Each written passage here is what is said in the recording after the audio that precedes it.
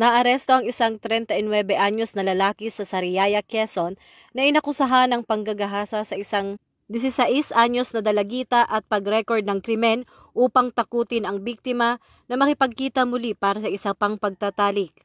Ayon kay Philippine National Police Anti-Cybercrime Group Director Brigadier General Wilson P. Asueta, kinilala ang suspect na si alias Noli na nagtatrabaho bilang katulong sa tindahan ng mga magulang ng biktima. Lumabas sa investigasyon na nilansi ng suspect ang dalagita na pumunta sa kanyang apartment noong Setyembre 15 sa pangakong bibigyan siya ng pera at regalo. Nang pumasok ang biktima, tinakot siya ng suspect na may baril at ginahasa habang kinukuhanan ng video sa buong pangyayari.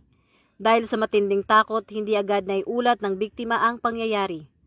Ang huling dagok ay nangyari nang ipadala ng suspect ang video ng insidente sa kaibigan ng biktima at tinakot itong ikakalat pa ang video kung hindi siya babalik sa apartment para makipagtalik muli, na siyang nagbigay lakas ng loob sa biktima at pamilya nito na humingi ng tulong.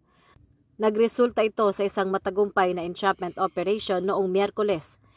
Naharap na ngayon ang suspect sa maraming kasong kriminal, kabilang ang paglabag sa RA 9995 o Anti-Photo and Video Voyeurism Act, RA 7610, Special Protection of Children Against Abuse, Exploitation and Discrimination Act, RA 11930, Anti-Online Sexual Abuse o Exploitation of Children and Anti-Child Sexual Abuse or Exploitation Materials Act, at grave coercion sa ilalim ng Revised Penal Code.